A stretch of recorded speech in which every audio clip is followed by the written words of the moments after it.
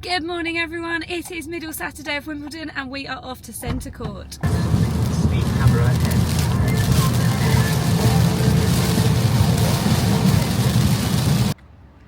So we have made it over to Queen's Park Road car park. We have got about a 20-minute walk over to Wimbledon. I'll take some footage on the way. We're going to stop for breakfast at Starbucks because traffic was absolutely easy today, and we'll see you at Wimbledon. Okay, so we're heading now to the All England Tennis Club and we walk through Wimbledon Village in order to get there. It's a really lovely walk, and although there are lots of closer places to park, there are two reasons why we like where we park. Number one, it's about half the price. I know that they were charging about £35 once you got closer to Wimbledon. We paid between £16 and £17, and on Sunday I think it only cost £2.50. The other reason is, as you just saw, I got to go and stop at Starbucks. I had a lovely breakfast and I got a coffee to help get me through the long uphill walk, but also because actually when you get to the All England Tennis Club, some of the options are quite limited. So it's good to get your meal and chosen meal before you arrive. Now, as you can see, the walk isn't all through shops. It is quite a lot of walking through a proper town where there's lots of houses, there are lots of cars, but actually it is a really lovely walk, and considering you are in a really big part of London, actually you don't feel like that, and it is quite nice seeing all of the parts around the All England Tennis Club.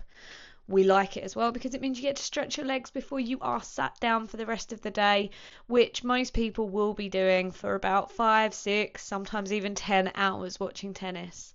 So it's quite good just to have that rest. Here you can see we're coming up onto Andy Murray's golden letterbox from where he won the Olympic Games in 2012. Just a little bit of a sight that everyone likes to stop and look at on their way. As you can see, as we approached, I did start to get a bit worried by the sky. It's not feeling great. It is a very dark, gloomy day. Luckily, we have got centre court, so at 1 o'clock, if we need to, we can head over to where we know there will be a roof. As we got in, I thought I'd have time to take lots of footage, but as you can see, my husband has gone very quickly. What he hadn't told me is that we really needed to hurry up because he wanted to get a seat on court 18. So as we're heading up these iconic stairs, you can see that they are completely empty. We were one of the first through the doors today, and therefore getting to court 18 was not going to be a problem, but we wanted to make sure we got some really good seats.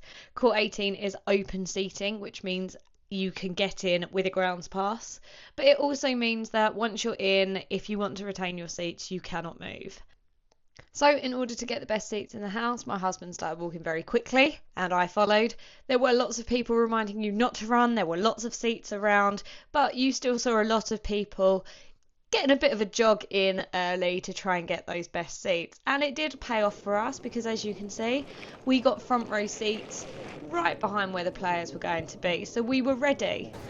Unfortunately, the weather did not play ball. So not long after we had sat down, we found that the courts were being covered once again. This lasted for about an hour and eventually we got to see some tennis. The first match on court 18 on that middle Saturday was Kalinskaya versus Samsonova.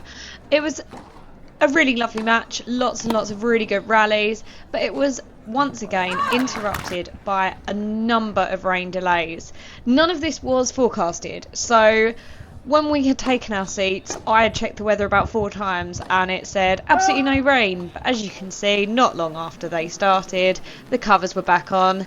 And they did even blow up the covers, which we knew meant we were there for the long haul.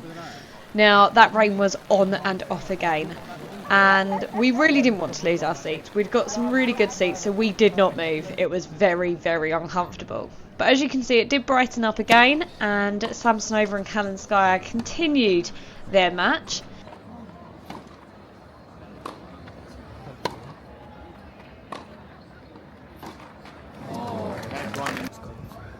So Kalinskaya won this match eventually, and she was playing incredible. We know she was because she had just won a tournament elsewhere as well.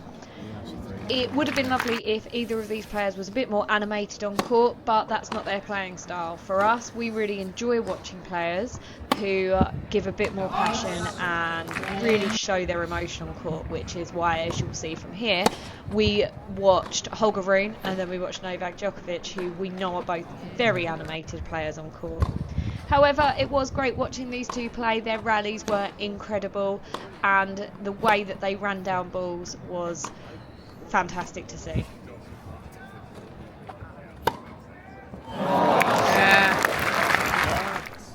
So after that match, and this was the reason we'd made our way to court 18, we were watching Holger Rune versus Halys from France. Now, this is one of the great things about going early in Wimbledon. You get to see some of the bigger players on some of the outdoor courts. So seeing Holger Rune on a court you can get onto with a grounds pass is absolutely crazy. What we were most shocked about was Halys's serve. It was almost unreturnable, and Holger Rune for the first set could not get a racket onto most of the shots that he was having hit to him, which is why unfortunately he lost that set 6-1. Now, after a large number of rain delays, and this match had already stopped and started 3 times by the time we decided it was time to go and find something else to watch or possibly make our way onto centre court.